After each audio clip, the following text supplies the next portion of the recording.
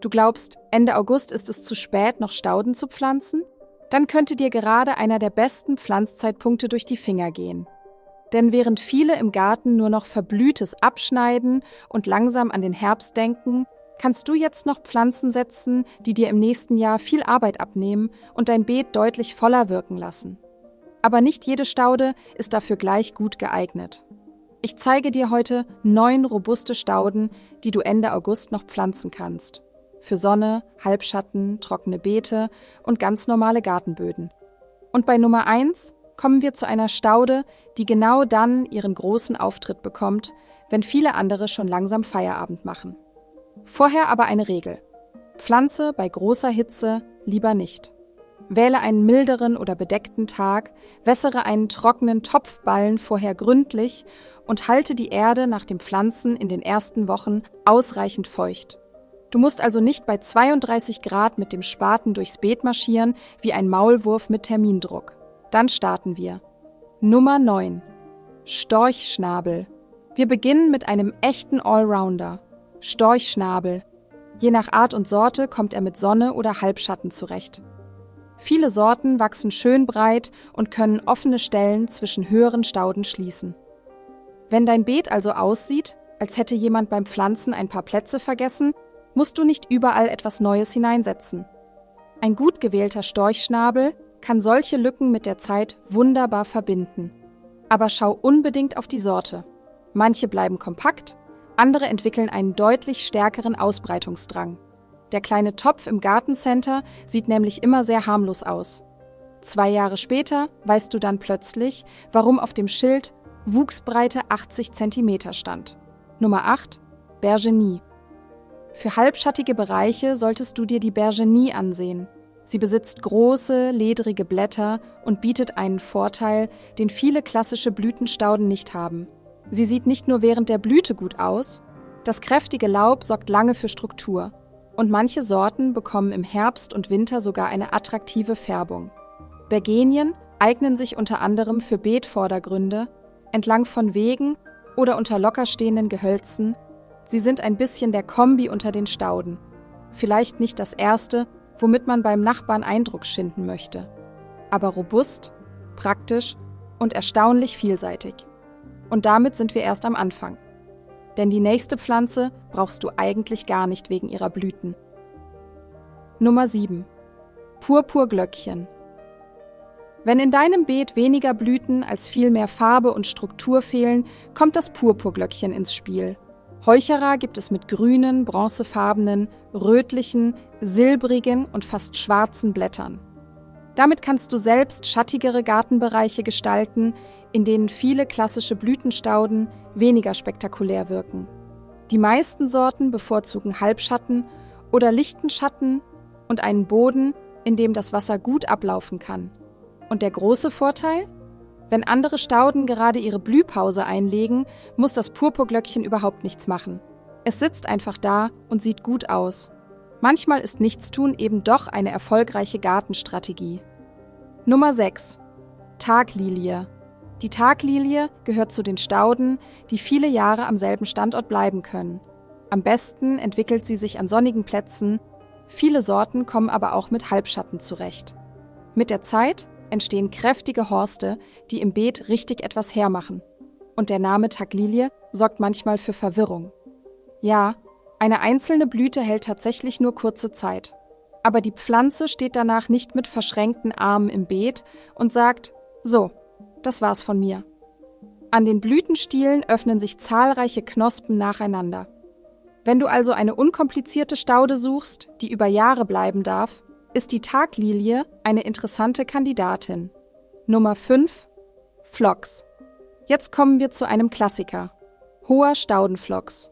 Phlox liebt einen sonnigen bis leicht halbschattigen Platz und einen Boden, der im Sommer nicht ständig komplett austrocknet. Der knochentrockene Kiesstreifen direkt an der heißen Südwand ist deshalb nicht seine Traumwohnung. Dort würde er wahrscheinlich ziemlich schnell seine Kündigung auf den Gartentisch legen. Auf einem guten Gartenboden kann Phlox dagegen viele Jahre für kräftige Farbe sorgen. Und gerade jetzt hat der Kauf einen besonderen Vorteil. Wenn die Pflanzen noch blühen, siehst du die Farbe direkt. Du musst also nicht anhand eines winzigen Etiketts entscheiden, ob das dort versprochene romantische Purpurrosa später wirklich friedlich neben deiner orangefarbenen Rose aussieht. Und falls dein Garten eher trocken und sonnig ist, wird es jetzt besonders interessant. Denn die nächsten 3 Kandidaten kommen mit solchen Bedingungen deutlich besser zurecht. Nummer 4. Katzenminze. Beginnen wir mit Katzenminze. Viele Sorten lieben Sonne und durchlässigen Boden und bringen mit ihren blau-violetten Blüten eine wunderschöne Leichtigkeit ins Beet. Sie eignet sich hervorragend für Beetränder und als Begleiter von Rosen oder höheren Stauden. Nach der Hauptblüte kann ein Rückschnitt bei vielen Sorten für neuen Austrieb und eine weitere Blüte sorgen. Ist die Katzenminze erst einmal gut eingewachsen, kommt sie außerdem mit trockeneren Phasen recht gut zurecht. Und nein, nur weil Katzenminze draufsteht, wird dein Garten nicht automatisch zur Versammlungsstätte sämtlicher Katzen aus der Nachbarschaft. Nicht jede Katze reagiert gleich darauf. Die Pflanze nimmt das ohnehin gelassen. Sie hat schließlich einen Gartenjob und keinen Unterhaltungsvertrag. Nummer 3. Steppensalbei. Auch Steppensalbei ist für sonnige Beete eine hervorragende Wahl. Seine aufrechten Blütenkerzen bringen eine ganz andere Form ins Beet als flächig oder rund wachsende Pflanzen. Und genau das macht bei der Gestaltung einen großen Unterschied. Wenn überall nur runde Pflanzen nebeneinander stehen, sieht das Beet irgendwann aus wie eine Versammlung grüner Sofakissen. Steppensalbei bringt dagegen Höhe und Struktur hinein. Ist er einmal gut eingewachsen, kommen viele Sorten auch mit trockeneren Phasen gut zurecht. Besonders schön wirkt er zusammen mit niedrigeren, weich wachsenden Stauden.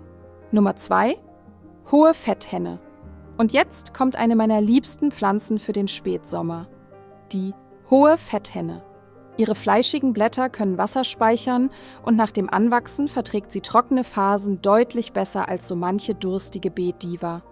Doch das Beste kommt erst jetzt. Während viele Sommerstauden bereits langsam abbauen, beginnt bei der Hohen Fetthenne der richtig interessante Teil. Ihre großen Blütenteller sorgen im Spätsommer und Herbst noch einmal für Struktur und Farbe. Nur einen Fehler solltest du vermeiden: zu viel Dünger und dauerhaft feuchten Boden.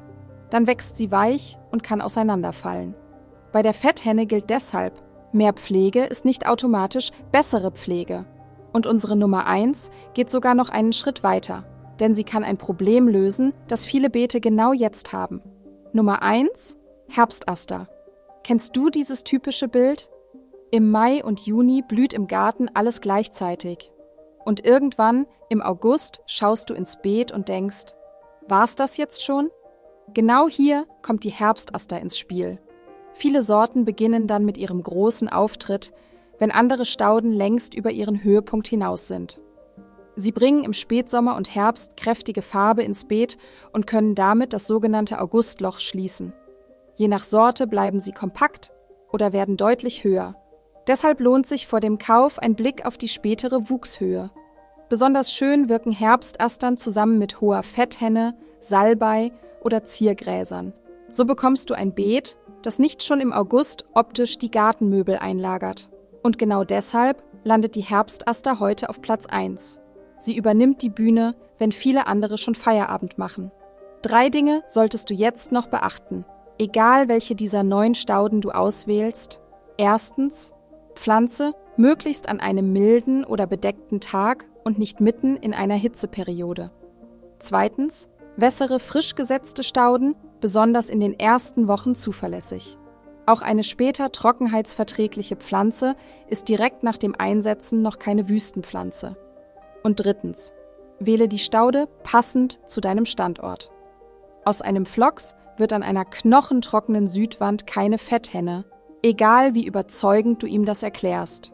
Der richtige Standort bedeutet später weniger Gießen, weniger Ärger und meistens auch schönere Pflanzen. Du siehst, Ende August ist im Staudenbeet noch lange nicht Schluss. Storchschnabel, Bergenie, Purpurglöckchen, Taglilie, Phlox, Katzenminze, Steppensalbei, Hohe Fetthenne und Herbstaster können deinem Garten jetzt noch einen richtig guten Start fürs kommende Jahr geben. Jetzt interessiert mich aber deine Erfahrung. Welche dieser 9 Stauden wächst bei dir bereits? Und welche würdest du Ende August noch pflanzen? Schreib es mir unten in die Kommentare. Und wenn du wissen willst, welche Stauden und anderen Pflanzen du im September unbedingt noch setzen solltest, dann abonnier Garten Lea. Denn nach August ist im Garten noch lange nicht Feierabend. Und manchmal sind es genau die 10 Minuten, die du heute mit einer neuen Pflanze verbringst, über die du dich die nächsten 10 Jahre freust.